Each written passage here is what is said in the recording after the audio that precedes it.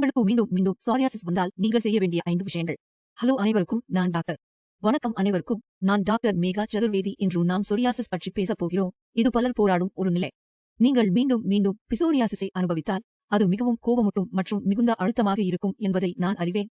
ஆனால் கவலைப்பட வேண்டாம். பிசோரியாசிஸ் அறிகுறிகளை நிர்வகிக்கவும் மற்றும் சாத்தியமானவரை தணிக்கவும் சில அவசியமான படிகளை எடுக்க உதவ நான் இங்கு உள்ளேன். எனவே முதலிலும் முக்கியமாக உடல் அழுத்தத்தை பற்றி பேசுவோம். பிசியாரிசிஸ் நோய் தொற்றுகள், தோல் காயங்கள் மற்றும் வானிலை மாற்றங்கள் போன்ற உடல் அழுத்தங்களால் தூண்டப்படலாம். இந்த உடல் அழுத்தத்தை நிர்வகிக்க மென்மையான இயற்கை சரும பராமரிப்பு தயாரிப்புகளை பயன்படுத்தி உங்கள் சருமத்தை பாதுகாக்கலாம். சோரியாசிஸ் அறிகுறிகளை அதிசயமாக குறைக்கும் ஜியா ஆயுர்வேத தயாரிப்பை நான் பரிந்துரைக்கிறேன். கடுமையான ரசாயன தயாரிப்புகளை தவிர்ப்பதும் முக்கியமாகும். அடுத்து, நீர் நிலையை பேணுங்கள். உங்கள் சருமம் உள்ளிருந்து நீரேற்றமாக இருக்க நீங்கள் நிறைய தண்ணீர் குடிக்க வேண்டும். நீரேற்றமாக இருக்க ஒரு நாளைக்கு குறைந்தது 23 லிட்டர் தண்ணீர் குடிக்கவும். தவறாமல் உடற்பயிற்சி செய்யுங்கள், ஆனால் உங்கள் சருமம் மீது கவனம் செலுத்துங்கள். யோகா அல்லது நடைபயிற்சி போன்ற குறைந்த தாக்கத்தை ஏற்படுத்தும் செயல்பாடுகள் உங்கள் சருமத்திற்கு மிகவும் நன்மை பயக்கும், மேலும் உங்கள் உடலில் இருந்து நச்சுகளை வியர்வை மூலம் அகற்ற உதவும். அடுத்தது எமோஷனல் ஸ்ட்ரெஸ். தடிப்புத் தோல் அழற்சியை தூண்டுவதில் உணர்ச்சி மன அழுத்தம் ஒரு குறிப்பிடத்தக்க காரணியாகும். உணர்ச்சி அழுத்தத்தை நிர்வகிப்பது மிக முக்கியமானது. அதனை நிர்வகிக்க உதவும் சில நுட்பங்களை நான் பகிர்ந்து கொள்கிறேன். மற்றும் தியானத்தை பயிற்சி செய்யுங்கள். தினசரி தியானம் மன அழுத்தத்தை குறைக்கவும் அமைதியான உணர்வை ஊக்குவிக்கவும் உதவும்.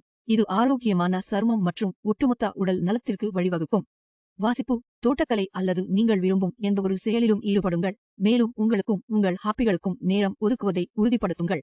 நாம் விரும்பும் ஒன்றை செய்யும்போது ஏதோ ஒரு விதத்தில் நாம் சரும ஆரோக்கியம் சார்ந்த மன அழுத்தத்தை மறந்துவிடுகிறோம். இப்போது ஆயுர்வேதம் தோல் ஆரோக்கியத்தை ஆதரிக்கவும் சோரியாசிஸ் அறிகுறிகளை வேரிலிருந்து நிர்வகிக்கவும் பல மூலிகைகளை வழங்குகிறது. எனவே புறத்திலும் உள்ளேயும் சொரியாசிஸ் அறிகுறிகளை நிர்வகிக்கும் சில மூலிகைகளை இங்கே பகிர்ந்து கொள்கிறேன். 1. மஞ்சள். மஞ்சள் அதன் அழற்சி எதிர்ப்பு பண்புகளுக்காக அறியப்படுகிறது, மேலும் இது சோரியாசிஸ் தொடர்புடைய சிவப்பு மற்றும் வீக்கத்தை குறைக்க உதவும்.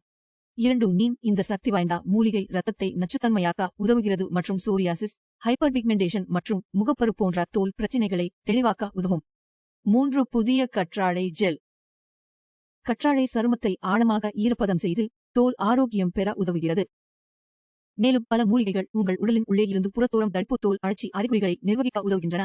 மேலும் எனது கடந்த வீடியோக்களில் பல மூலிகைகளை பகிர்ந்துள்ளேன். நீங்கள் அந்த வீடியோக்களை பார்த்து உங்கள் வீட்டில் இருந்தபடியே தடிப்பு தோல் அழற்சியை நிர்வகிக்க உதவும் மூலிகைகள் மற்றும் சப்ளிமெண்ட்கள் பற்றி மேலும் அறியலாம்.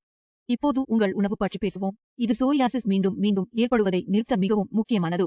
மேலும் நீங்கள் சொரியாசிஸ் நோயால் பாதிக்கப்பட்டிருந்தால் உங்கள் உடலின் உள்ளே இருந்து சொரியாசிஸை நிர்வகிக்க உணவு உதவுகிறது. ஆம், உங்கள் உணவு முறை சோரியாசிஸ் அறிகுறிகளை நிர்வகிக்கும் போது மிக முக்கிய பங்கு வகிக்கிறது. ஏனெனில் உங்கள் உணவு போதுமான ஆரோக்கியமானதாக இல்லை எனில் உங்கள் சோரியாசிஸ் சிகிச்சையளிக்கப்படாது. எனவே நீங்கள் தவிர்க்க வேண்டிய சில உணவுகளை நான் பகிர்ந்து கொள்கிறேன்.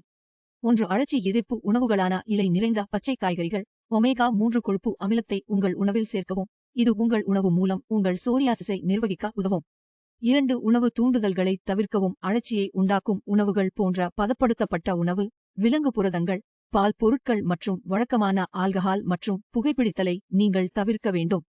மற்றும் கடைசியாக, ஆனால் குறைந்தது அல்ல, மருத்துவ பராமரிப்பு. இது மிக அவசியமானது. உங்கள் சுகாதார வழங்குனருடன் வழக்கமான பரிசோதனைகள் உங்கள் நிலையை கண்காணிக்க உதவும். உங்கள் சிகிச்சை திட்டத்தை பின்பற்றுங்கள், அது ஆயுர்வேதம், ஹோமியோபதி அல்லது மருந்துகள் என்று இருந்தாலும். உங்கள் மருத்துவர் வகுத்துள்ள சிகிச்சை திட்டத்தை பின்பற்றுங்கள். மிக முக்கியமான ஒரு விஷயம் என்னவென்றால் 1. உங்கள் சுகாதார வழங்குனருடன் உங்கள் தடிப்புத் தோல் அழற்சியில் என்ன செயல்படுகிறது மற்றும் என்ன செயல்படவில்லை என்பதை பற்றி திறந்த மனதுடன் பேசுங்கள். 2. சரியான சிகிச்சை மிக முக்கியம். ஆம், உங்கள் சொரியாசிஸுக்கான சரியான சிகிச்சையை தேர்வு செய்வது மிக முக்கியம்.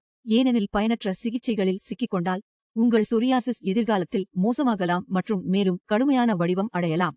பிசோரியாசிஸ் சிகிச்சை என்பது உங்கள் உடல், மனம் மற்றும் ஆத்மாவை பராமரிப்பதை உள்ளடக்கிய ஒரு முழுமையான பயணம் என்பதை நினைவில் கொள்ளுங்கள்.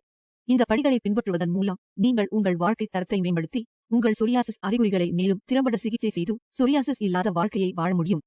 பார்வையிட்டதற்கு நன்றி. உங்களுக்கு ஏதேனும் கேள்விகள் இருந்தால் அல்லது மேலும் வழிகாட்டுதல் தேவைப்பட்டால் கருத்து பெட்டியில் கேள்வியை கேட்கவும் மற்றும் வீடியோவில் குறிப்பிடப்பட்டுள்ள எண்ணையும் அழைக்கலாம். அப்போது வரை ஆரோக்கியமாக இருங்கள் மற்றும் கவனமாக இருங்கள்.